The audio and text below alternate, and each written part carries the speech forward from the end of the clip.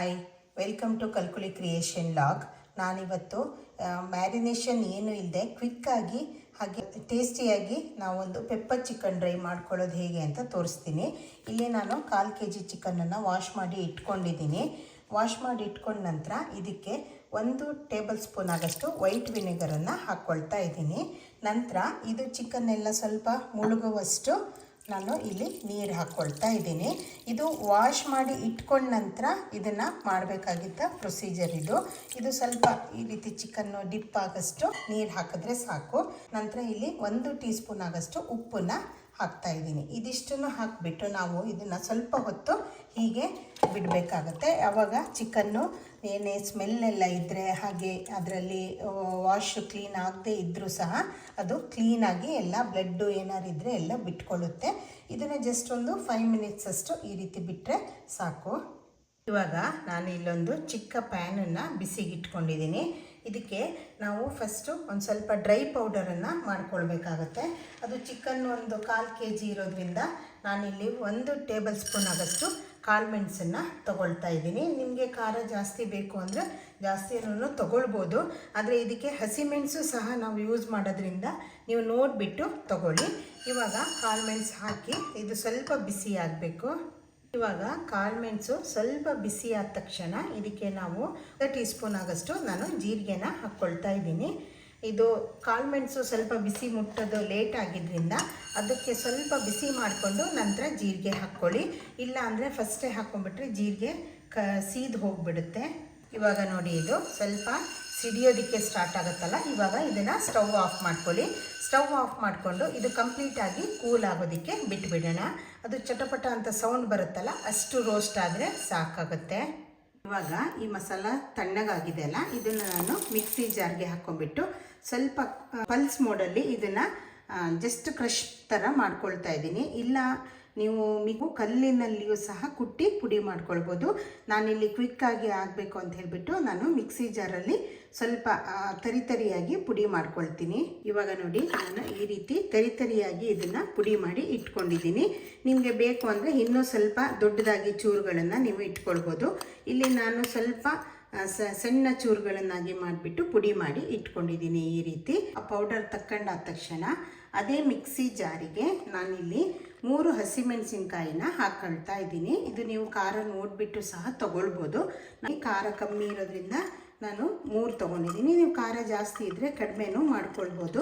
ನಂತರ ಒಂದು 10 ಎಸಳು ಬೆಳ್ಳುಳ್ಳಿಯನ್ನು ನಾನು ಸಿಪ್ಪೆ ಬಿಡಿಸಿ ಹಾಕ್ಕೊಂಡಿದ್ದೀನಿ. ನೀವು ಬೇಕು ಅಂದರೆ ವಿತ್ ಸಿಪ್ಪೆನೂ ತೊಗೊಳ್ಬೋದು. ಇವಾಗ ಇದನ್ನು ಸಹ ನಾವು ತರಿಯಾಗಿ ಗ್ರೈಂಡ್ ಮಾಡ್ಕೊಳ್ಳೋಣ.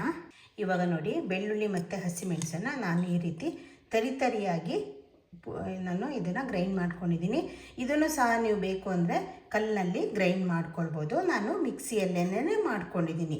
ಇವಾಗ ನಾವು ಒಗ್ಗರಣೆ ಸ್ಟಾರ್ಟ್ ಮಾಡ್ಕೊಳ್ಳೋಣ. ಇವಾಗ ನಾನಿಲ್ಲೊಂದು ದಪ್ಪ ತಳದ ಪಾತ್ರೆಯನ್ನು ಬಿಸಿಗೆ ಇಟ್ಕೊಂಡ್ಬಿಟ್ಟು ಇದಕ್ಕೆ 2 ಟೇಬಲ್ ಸ್ಪೂನ್ ಆಗಷ್ಟು ಆಯಿಲನ್ನು ಹಾಕ್ಕೊಂಡಿದ್ದೀನಿ.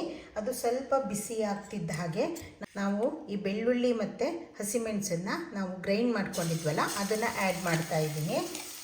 ಇದ್ರ ಜೊತೆಗೆ ನೀವು ಗ್ರೈಂಡ್ ಮಾಡಬೇಕಾದ್ರೆ ನೀವು ಶುಂಠಿನೂ ಸಹ ಸೇರಿಸ್ಕೊಳ್ಬೋದು. ಆದರೆ ನಮಗೆ ಅಷ್ಟು ಶುಂಠಿ ಬಾಯಿಗೆ ಪೀಸ್ ಸಿಕ್ಕಿದ್ರೆ ಅದು ತಿನ್ನೋದಕ್ಕೆ ಇಷ್ಟ ಆಗಲ್ಲ ಅಂತ ಹೇಳೋದ್ರಿಂದ ನಾನು ಅದನ್ನು ಸಪ್ರೇಟಾಗಿ ಪೇಸ್ಟನ್ನು ಮಾಡಿಬಿಟ್ಟು ನಾನಿಲ್ಲಿ ಸೇರಿಸ್ಕೊಳ್ತಾ ಇದ್ದೀನಿ. ನೀವು ಬೇಕು ಅಂದ್ರೇ ಇದ್ರ ಜೊತೆಗೇ ಸಹ ನೀವು ಶುಂಠಿನ ಸೇರಿಸ್ಕೊಳ್ಬೋದು. ನಾನು ಇವಾಗ ಇದನ್ನು ಹಾಕಿಬಿಟ್ಟು ಸ್ವಲ್ಪ ಹೊತ್ತು ಫ್ರೈ ಮಾಡ್ತಾ ಇದ್ದೀನಿ. ಹಾಗೆ ಇದ್ರ ಜೊತೆಗೆ ನಾನು 1 ಟೀ ಸ್ಪೂನ್ ಆಗಷ್ಟು ಶುಂಠಿ ಪೇಸ್ಟನ್ನು ಸಹ ನಾನು ಹಾಕ್ಕೊಳ್ತಾ ಇದ್ದೀನಿ.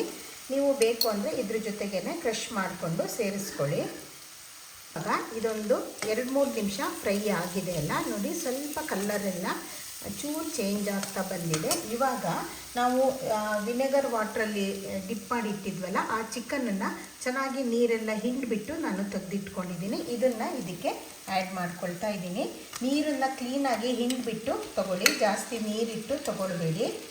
ಇವಾಗ ಇದನ್ನೆಲ್ಲ ಇದಕ್ಕೆ ಆ್ಯಡ್ ಮಾಡ್ಕೊಳ್ಳೋಣ. ಆ್ಯಡ್ ಮಾಡಿಬಿಟ್ಟು ಇದಕ್ಕೆ 1 ಟೀ ಸ್ಪೂನಷ್ಟು ಉಪ್ಪನ್ನು ಆ್ಯಡ್ ಮಾಡ್ತಾ ಇದ್ದೀನಿ. ಉಪ್ಪು ಕಡಿಮೆ ಆದರೂ ಪರವಾಗಿಲ್ಲ, ಮತ್ತೆ ಟೇಸ್ಟ್ ನೋಡಿಬಿಟ್ಟು ನಾವು ಹಾಕ್ಕೊಳ್ಬೋದು. ನಂತರ ನಾನಿಲ್ಲಿ ಒಂದು ಅರ್ಧ ಟೀ ಸ್ಪೂನ್ ಆಗಷ್ಟು ಅರಿಶಿನ ಪುಡಿನ ಹಾಕ್ಕೊಳ್ತಾ ಇದ್ದೀನಿ. ಇದೆರಡು ಹಾಕ್ಕೊಂಡ್ಬಿಟ್ಟು ನಾವು ಇದನ್ನು ಕ್ಲೀನಾಗಿ ತಿರುಗಿಸೋಣ. ಎಲ್ಲದೂ ಉಪ್ಪು ಮತ್ತು ಅರಿಶಿನ ಪುಡಿ ಎಲ್ಲ ಕ್ಲೀನಾಗಿ ಮಿಕ್ಸ್ ಆಗಬೇಕು. ಹಾಗೆ ತಿರುಗಿಸಿ ನೀವು ಫ್ಲೇಮನ್ನು ಮೀಡಿಯಮ್ ಟು ಲೋ ಅಲ್ಲಿ ಇಟ್ಕೊಳ್ಳಿ. ನೀವು ಬೇಕು ಅಂದರೆ ನಾನ್ ಸ್ಟಿಕ್ ಸಹ ತಗೊಳ್ಬೋದು. ಇವಾಗ ಇದು ನೋಡಿ ಚೆನ್ನಾಗಿ ಮಿಕ್ಸ್ ಆಗಿದೆ ಅಲ್ಲ.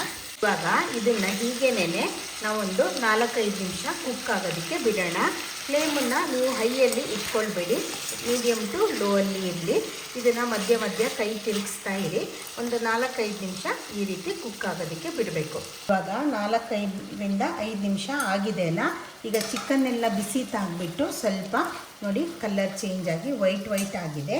ಇವಾಗ ನಾನಿಲ್ಲಿ 2 ಹಸಿಮೆಣಸನ್ನು ಈ ರೀತಿ ಜಸ್ಟ್ ಮುರಿದ್ಬಿಟ್ಟು ಇದಕ್ಕೆ ಸೇರಿಸ್ಕೊಳ್ತಾ ಇದ್ದೀನಿ. ನಾನು ಇದು ಸ್ಲಿಟ್ ಮಾಡು ಹಾಕ್ತಾಯಿಲ್ಲ, ಪೇಸ್ಟ್ ಮಾಡು ಹಾಕ್ತಾಯಿಲ್ಲ. ಹಾಗೆ 1 ದೊಡ್ಡ ನೀರುಳ್ಳಿಯನ್ನು ಈ ರೀತಿ ದೊಡ್ಡದಾಗಿ ಹೆಚ್ಚಿಕೊಂಡಿದ್ದೀನಲ್ಲ, ಇದನ್ನು ಸಹ ಇದಕ್ಕೆ ಸೇರಿಸ್ಕೊಳ್ತಾ ಇದ್ದೀನಿ. ನೀವು ನೀರುಳ್ಳಿ ಜಾಸ್ತಿ ಬೇಕು ಅಂದರೆ ಇನ್ನೂ ಆ್ಯಡ್ ಮಾಡ್ಕೊಳ್ಬೋದು. ನಾನಿಲ್ಲಿ 1/4 kgಗೆ 1 ದೊಡ್ಡ ನೀರುಳ್ಳಿಯನ್ನು ತೊಗೊಂಡಿದ್ದೀನಿ. ಇದನ್ನು ಇವಾಗ ಪೂರ್ತಿಯಾಗಿ ಇದಕ್ಕೆ ಹಾಕ್ಕೊಳ್ಳೋಣ. ನೀರುಳ್ಳಿ ಎಲ್ಲ ಹಾಕಿದ ನಂತರ ನಾನು ಮತ್ತೆ ಇದನ್ನು ಕುಕ್ ಆಗೋದಕ್ಕೆ ಸ್ವಲ್ಪ ಹೊತ್ತು ಬಿಡ್ತೀನಿ. ಇವಾಗ ಫ್ಲೇಮನ್ನು ಸ್ವಲ್ಪ ಮೀಡಿಯಮಲ್ಲಿ ಇಟ್ಕೊಳ್ಳಿ. ಇವಾಗ ಇದು 4-5 ನಿಮಿಷ ಆಗಿದೆಯಲ್ಲ. ಇವಾಗ ನಾವು ಕೆಲವೊಂದು ಪುಡಿಗಳನ್ನು ಆ್ಯಡ್ ಮಾಡೋಣ ಇದಕ್ಕೆ. ಮೊದಲಿಗೆ ನಾನು ಇಲ್ಲಿ 1.5 ಟೀ ಸ್ಪೂನ್ ಆಗೋಷ್ಟು ಧನಿಯಾ ಪೌಡರನ್ನು ಆ್ಯಡ್ ಮಾಡ್ಕೊಳ್ತಾ ಇದ್ದೀನಿ. ನೀವು ಯಾವುದೇ ಪೌಡರ್ಗಳನ್ನು ಆ್ಯಡ್ ಮಾಡಬೇಕಾದ್ರೆ ಸ್ಟವನ್ನು ಫುಲ್ಲು ಲೋ ಅಲ್ಲೇ ಇಟ್ಕೊಳ್ಳಿ, ಇಲ್ಲ ಅಂದರೆ ಸೀದು ಹೋಗಿಬಿಡುತ್ತೆ ಅದು. ನಂತರ ನಾನು ಇಲ್ಲಿ 1 ಟೀ ಸ್ಪೂನ್ ಆಗೋಷ್ಟು ಖಾರದ ಪುಡಿನ ಆ್ಯಡ್ ಮಾಡ್ಕೊಳ್ತಾ ಇದ್ದೀನಿ, ಅಚ್ಚ ಖಾರದ ಪುಡಿನ. ನಂತರ ನಾವೇನು ಇಲ್ಲಿ ಪುಡಿ ಮಾಡಿ ಇಟ್ಕೊಂಡಿದ್ದೀವಲ್ಲ, ಪೆಪ್ಪರು ಮತ್ತು ಜೀರಾ, ಇದನ್ನು ನಾನಿಲ್ಲಿ ಆ್ಯಡ್ ಮಾಡ್ಕೊಳ್ತಾ ಇದ್ದೀನಿ. ಇದನ್ನೆಲ್ಲ ಆ್ಯಡ್ ಮಾಡಿದ ನಂತರ ನಾವು ಇದನ್ನು ಚೆನ್ನಾಗಿ ಮಿಕ್ಸ್ ಮಾಡೋಣ. ಇಟ್ಟು ಪೆಪ್ಪರು ಮತ್ತು ಹಸಿಮೆಣಸು ಎಲ್ಲ ಹಾಕಿರೋದ್ರಿಂದ ನೀವು ಅಚ್ಚ ಖಾರದ ಪುಡಿನ ನೋಡಿಬಿಟ್ಟು ಹಾಕ್ಕೊಳ್ಳಿ. ಖಾರ ಜಾಸ್ತಿ ಇದ್ದರೆ ಕಡಿಮೆ ಹಾಕ್ಕೊಳ್ಳಿ, ಕಡಿಮೆ ಇದ್ದರೆ ಜಾಸ್ತಿ ಹಾಕ್ಕೊಳ್ಳಿ. ಇವಾಗ ಇದನ್ನೆಲ್ಲ ಚೆನ್ನಾಗಿ ಮಿಕ್ಸ್ ಮಾಡೋಣ. ಇವಾಗ ಇದೆಲ್ಲ ಪೌಡರ್ ಹಾಕಿದ ತಕ್ಷಣ ನಾವು ಫ್ಲೇಮನ್ನು ಫುಲ್ಲು ಲೋ ಅಲ್ಲೇ ಇಟ್ಕೊಳ್ಬೇಕು, ಇಲ್ಲಾಂದರೆ ಇದು ತಳ ಹಿಡಿಯೋ ಚಾನ್ಸಸ್ ಸಿಗುತ್ತೆ. ಈಗ ನಾನು ಇದಕ್ಕೊಂದು 1/4 ಕಪ್ ಆಗೋಷ್ಟು ನೀರನ್ನು ಹಾಕ್ತಾಯಿದ್ದೀನಿ. ಜಾಸ್ತಿ ನೀರು ಹಾಕ್ಕೊಳ್ಬೇಡಿ, ಜಸ್ಟ್ ಒಂದು 1/4 ಕಪ್ ಆಗೋಷ್ಟು ಈ ಮಸಾಲ ಎಲ್ಲ ಇದಕ್ಕೆ ಕೋಟಿಂಗ್ ಆಗಬೇಕು, ಅಷ್ಟು ಮಾತ್ರ ಇದನ್ನು ನೀರನ್ನು ಹಾಕ್ಕೊಂಬಿಟ್ಟು ಇದು ಫುಲ್ಲು ಲೋ ಫ್ಲೇಮಲ್ಲೇ ಇರಲಿ. ಇವಾಗ ಇದು ಚಿಕನ್ ಕುಕ್ ಆಗಿದೆ ಈಗ. ಹಾಗೆ ಈ ಹಂತದಲ್ಲಿ ನೀವು ಉಪ್ಪನ್ನು ನೋಡಿಬಿಟ್ಟು ಬೇಕು ಅಂದರೆ ಆ್ಯಡ್ ಮಾಡ್ಕೊಳ್ಬೋದು. ಖಾರ ಮತ್ತು ಉಪ್ಪನ್ನು ಸಹ ನೋಡಿಬಿಟ್ಟು ಆ್ಯಡ್ ಮಾಡ್ಕೊಳ್ಬೋದು. ಈಗ ಫೈನಲಿ ನಾನು ಸ್ವಲ್ಪ ಕರಿಬೇವನ್ನು ಈ ರೀತಿ ಇಟ್ಕೊಂಡಿದ್ದೀನಿ.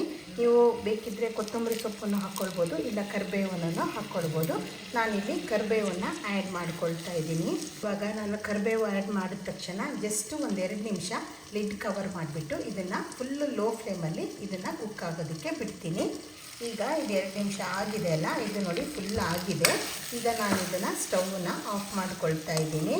ಇದು ನಿಮಗೆ ಒಂದು ಡ್ರೈ ಐಟಮ್ ಆಗಿ ಸ್ಟಾರ್ಟರ್ ರೀತಿಯೂ ಯೂಸ್ ಮಾಡ್ಬೋದು, ಹಾಗೆ ಒಂದು ಡ್ರೈ ಐಟಮ್ ಆಗೋನೂ ಸಹ ನೀವು ಮಾಡ್ಕೊಳ್ಬೋದು. ಇದ್ರ ಜೊತೆಗೆ ಚಪಾತಿ ಹಾಗೆ ಅಕ್ಕಿ ರೊಟ್ಟಿ ಅದ್ರ ಜೊತೆಗೆಲ್ಲ ಇದು ನಿಮಗೆ ಒಳ್ಳೆಯ ಒಂದು ಟೇಸ್ಟ್ ಕೊಡುತ್ತೆ. ನಿಮಗೆ ಗ್ರೇವಿ ಬೇಕು ಅಂದರೆ ಸ್ವಲ್ಪ ನೀರನ್ನು ಜಾಸ್ತಿ ಹಾಕಿಬಿಟ್ಟು ಸ್ವಲ್ಪ ಮುಂಚೆನೇ, ಇದು ಡ್ರೈ ಆಗೋಕ್ಕಿಂತ ಮುಂಚೆನೇ ನೀವು ಇದನ್ನು ಸ್ಟವನ್ನು ಆಫ್ ಮಾಡ್ಕೊಳ್ಬೇಕು. ಹಾಗೆ ನಾನು ಹಾಕುವಂಥ ಎಲ್ಲ ರೆಸಿಪಿಗಳು ನಿಮಗೆ ಇಷ್ಟ ಆಗುತ್ತೆ ಅಂತ ಭಾವಿಸ್ತೀನಿ. ನಾನು ಆದಷ್ಟು ಸುಲಭವಾಗಿ ಹಾಗೆ ಕ್ವಿಕ್ಕಾಗಿ ಮಾಡಿಕೊಳ್ಳುವಂತಹ ಬ್ಯಾಚುಲರ್ಸ್ಗಳಾಗಿರಲಿ, ಹಾಗೆ ಹೊಸದಾಗಿ ಅಡುಗೆ ಕಲಿಯೋರಾಗಿರಲಿ, ಅಂಥವರಿಗೆಲ್ಲ ಈಸಿಯಾಗಿ ಮಾಡ್ಕೊಳ್ಬೋದಂಥ ರೆಸಿಪಿಗಳನ್ನು ತೋರಿಸೋದಕ್ಕೆ ಟ್ರೈ ಮಾಡ್ತೀನಿ. ನನ್ನ ಇಂತಹ ಅಪರೂಪದ ರೆಸಿಪಿಗಳಿಗಾಗಿ ನನ್ನ ಕಲ್ಕುಲಿ ಕ್ರಿಯೇಷನ್ ಲಾಗ್ ಚಾನಲ್ ಏನಿದೆ ಅದನ್ನು ಸಬ್ಸ್ಕ್ರೈಬ್ ಮಾಡ್ಕೊಳ್ಳಿ, ಲೈಕ್, ಶೇರ್ ಆ್ಯಂಡ್ ಕಮೆಂಟ್ ಮಾಡಿ. ಹಾಗೆ ಇದನ್ನು ಟ್ರೈ ಮಾಡಿಬಿಟ್ಟು ಹೇಗೆ ಅನ್ನಿಸ್ತು ಅಂತ ನನಗೆ ಕಮೆಂಟ್ ಮಾಡಿ. ತುಂಬ ಟೇಸ್ಟಿಯಾಗಿ ಬರುತ್ತೆ, ಹಾಗೆ ಕ್ವಿಕ್ಕಾಗಿ ಇದನ್ನು ಮಾಡ್ಕೊಳ್ಬೋದು. Thank you.